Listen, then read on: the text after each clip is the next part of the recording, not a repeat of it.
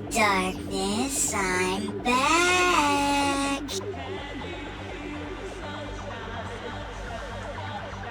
Oh God, go away.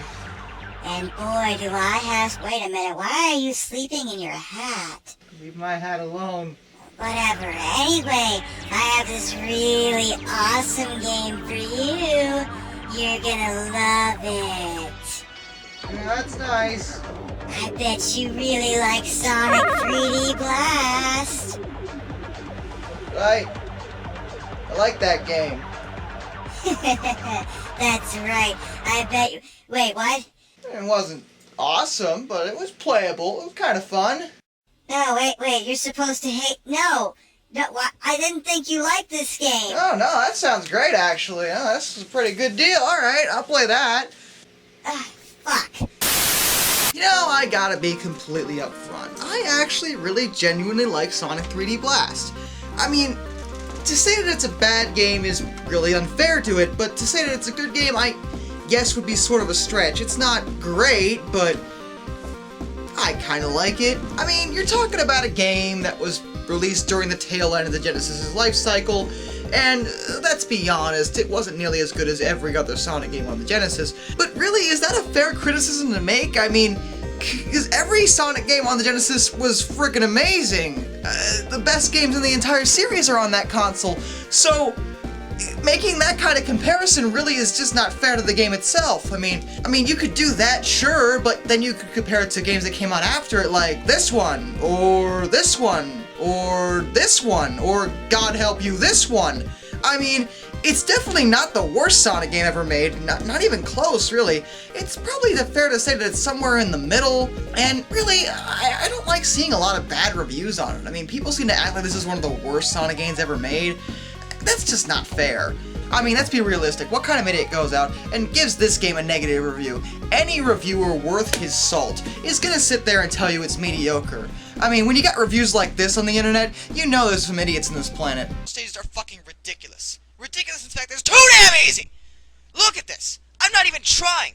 I could do this just as easily if I was playing the game with my foot, okay? It's fucking ridiculous. They might as well give me the damn emerald on the silver platter. Oh wait, I shouldn't even be having to look for the damn emerald again because I've done it. Okay, so this is the point where you're probably going to tell me that I may have, or may not have, because it may not have been me, you don't know, have made a review for this game before where I slammed it, and that may or may not be true, but okay, so maybe I did do that. And by maybe, I mean I totally did do that. And perhaps I sort of just called myself an idiot. And perhaps now you're probably wondering, well, Darkness, why are you changing your mind? And I gotta be completely upfront with you. That first review is kind of a lie, in a way. You see, back in the day when angry reviews were the thing to do, I sort of sought out games I could bitch about. And even if the game wasn't genuinely that bad, I still slammed it for entertainment's sake. You know, my thing back then was screaming at the top of my lungs, and that's what my fan base craves. So if I came out and did a review of a game where I wasn't doing that, well, I didn't think it would go well. So naturally this got a lot of flack from me because that was the kind of character I was portraying at the time. Was that fair to the game? No, and that's why we're doing this review. See, I'm making amends right now. I gotta be fair here. The game isn't that bad. That's what I'm saying. And we're gonna forget that previous review ever fucking happened. How about that? That sound good? You're not gonna forget about it, but I'm gonna say it anyway just to make a point. How about that? How about that? Yeah. Alright, so when you're talking about Sonic 3D Blast, you have to keep one thing in mind. Mainly that there's two different versions of this game. One was released on the Sega Genesis, and one was released on the Sega Saturn. See, this game was released during the transition period between the two consoles, so naturally Sega decided to release two different versions of the game for both systems. The inherent problem with that is that, both games are basically the same, and by basically I mean there's only minor differences, none of those differences having anything to do with the core gameplay or even the graphics. You'd expect a next-gen system like the Saturn to have a visual upgrade, looking a hell of a lot better. Yet, the graphics display is the exact same as the Genesis version, and while the visuals look great on the Genesis, the Saturn version is underwhelming at best, probably because an older console, in the form of Genesis, is doing just as well as it is visually. That's not a good thing, and it didn't work to the Saturn's advantage at all. For the sake of this review, I'm going to be reviewing the Genesis version, that being the good version, because there are a lot of other things about the Genesis version that make it better. And by a lot, I mean one, and that's the music. See, they also changed the music for the Saturn version, and really I have no fucking clue why. Because the music in the Genesis version is fucking awesome. In fact, the music's so good in this version that many of the tracks were later reused in future Sonic games. Remixed, of course, but it just goes to show that the music in this game was top-notch. And as I said, the visuals in the Genesis version are actually quite impressive. The 16-bit console is being pushed to the limit here. And it shows. The game looks good. But this isn't what you want to hear about. Sound and graphics are great, yes, but you want to hear about the gameplay. Alright. Let me go into the plot first, and then we'll get to that. The plot is that there's these birds called Flickies, which have existed in the Sonic universe for a while now. However, these Flickies are apparently different in that they are capable of interdimensional travel through the use of giant warp rings. Basically, Dr. Robotnik has found the Flickies and decides he wants to use their power by turning them into robots to help him get the Chaos Emeralds. Again, because that's worked so well in the past. Whatever, it's a Sonic plot. It's really hard to complain about this, but I just don't find this whole plot retarded. For one, why does he suddenly need the Flickies to get the emeralds? I thought he was perfectly capable of doing that, which is why Sonic had to collect them in the previous games. Why all of a sudden does now he need the Flickies' help to do it? In addition, I question why we have to look for the Chaos Emeralds again. I know it's a running gag in the Sonic universe almost, that every single game you have to collect Chaos Emeralds, but really by this point you'd think they'd come up with something different. Whatever, it doesn't matter. The plot in the Sonic games was never important until the adventure games, so let's not even get into it here. Let's just talk about the actual gameplay. Now, you play the game from an isometric perspective, and the sprites and environments in the game are shaded in a very clever way to make them appear to be 3D. It's 3D, but not really, I guess you could say. That sort of tricks your eye into thinking there's a third dimension without there actually being one. Since this game is developed for the Genesis, I kind of understand that, but considering the Saturn version had the same exact gameplay, that's pretty disappointing, but we won't get into that problem. The idea here is that you're supposed to run around and kill every single badnik on the map, and then you have to get the Flicky inside and lead them to the end warp ring to free them. And you can't progress without doing this. This, I think, is where people started getting really hung up on the game, and I think it's why a lot of people say it's not that good. Because having to run around and collect these Flickies can really waste your fucking time. First you have to find the badnik, and then you have to get the Flicky, and the Flickies don't just come straight to you. Oh no, that'd be too goddamn easy.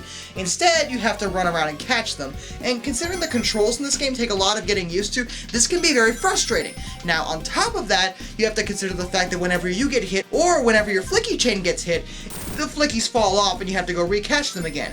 This can make for such a frustrating experience, especially in levels with a lot of traps. It is absolutely infuriating to have a Flicky get stuck on top of a trap area, and then you have to jump on it and try to avoid taking a hit while you try to catch these damn things. The worst ones are the red Flickies, which for some reason jump around like assholes. No other Flicky does that. I guess they were trying to make the birds unique, and okay, fine, but this is just annoying. It doesn't add to the game at all. It's just artificial padding to make the game longer. In fact, it is so frustrating that there actually exists a hacked version of this game that has the Flickies removed, so you don't have to go around and collect them. You can still progress normally. The problem with that, I find, is that the game is fairly short if you don't have the Flickies, which may be the reason why they had to implement them in the first place. They had to give you a reason to stay in the levels for longer, because otherwise the game would be ludicrously short. While there are a lot of stages, the actual individual acts are really short, and running from point A to point B, it takes about less than 2 minutes, maybe? So basically what I'm trying to say is that while the Flickies are padding, they're kind of necessary for the longevity of the game. If they weren't there, the game would barely exist at all. As for the actual mechanics, as I said, the controls take a lot of getting used to, and good lord, if the game asks you to platform, good fucking luck. You'll find yourself falling often, just because you can't place your jumps properly simply because of the angle that you're at. Oh, by the way, if you were thinking of downloading a ROM of this game and playing it with your keyboard, pro tip, don't do that. it's not a fun experience, trust me. It almost turns into a situation like Sonic Labyrinth. I kind of see why they didn't give you the ability to jump in that game. While the ability to jump in this does make the game feel more alive, I guess you could say, I find myself intentionally just spin dashing at enemies rather than trying to jump on them. It's just easier to line up. And oftentimes, if you're trying to jump on an enemy and you miss, you end up taking a hit, where otherwise, if you could actually line up the jump, you wouldn't have, you know? In fact, I'd argue that most of the difficulty in this game simply comes from the fact that the controls take a lot of getting used to, straight up. They're not bad. Bad is not the word here, but they're finicky, and you feel like you're fighting with them a lot just to do something as simple as jump on a platform. It's because of the angle, I can't stress that enough. And I know it sounds like I'm trashing the game, and don't get me wrong, the game's a lot of fun to play, but these are problems that exist, and I wouldn't be a very good reviewer if I didn't let you know about them. The boss fights are actually alright though, for the most part. They're pretty easy on their own, but hey, the bosses are creative enough, and look kind of cool. My only complaint with some of these, particularly the third boss, is that, they never gave Eggman a rotating sprite, as far as I can tell. He always looks in the same direction. And whenever he's controlling something that requires him to turn around to get the most use out of it, well, it just comes off as silly, you know? I also want to talk about the special stages. For one, you get to the special stages in this game by giving 50 rings to either Knuckles or Tails. This is really confusing. I have no idea how that works. If they have the ability to transport you there, why don't they just give you the emeralds or just send you there? Why are your friends extorting money out of you? This is a serious question. These are the kinds of questions I ask, okay? I'd just like to know. Why do they need this money? Why do they want it? What are they going to do with it? And if Eggman's threatening the known world, why aren't they, doing everything they can to help you rather than getting you to give them money in order to give you an opportunity to get an emerald? That's right, it's not even for the emerald, it's to get an opportunity to get the emerald, which you can fail. Although, now that I say that out loud, you can't fail. No, seriously, you can't. You can't. You just can't. I know it sounds weird, but the special stages in this game are by far the easiest special stages in any Sonic game you will ever play, ever. And it all boils down to one problem. They give you too many rings. Way too many. Way more than you need. Do you have any idea how many times this game has told me you need 0 more rings before you get to the goal? It's almost every single time, because there's just so many fucking rings. You also have to put into perspective the fact that Knuckles and Tails are both in every single act. Not level, act. Both of them. That's 2 tries in every act, and considering a try basically just hands you an emerald because it's so easy, and it's not because I'm super awesome at the game or anything, it's just because the special stages are so fucking easy. And I know I've gone out of my way to complain a lot, and I know I'm saying I'm trying to give this game a fair shake, and I am, I'm just telling you the truth. Special stages are easy, controls are difficult, and the Flicky collecting is just artificial padding. But if you take all that out of there, at its core, it really is a fun game. The level design is actually pretty good, and they have some pretty interesting mechanics working for them. It's not the worst thing in the world, and it's playable. I find the game fun, to be perfectly realistic. I'd recommend every other Sonic game on the Genesis over this one, but it's certainly worth a shot if you haven't played it, or even if you have. Maybe you liked it. Anyone else like this game? Anybody? Or is it just me? Am I again the minority here? That's possible. I find myself there a lot. Till next time, this is Darkness, and I bid you all a fond farewell.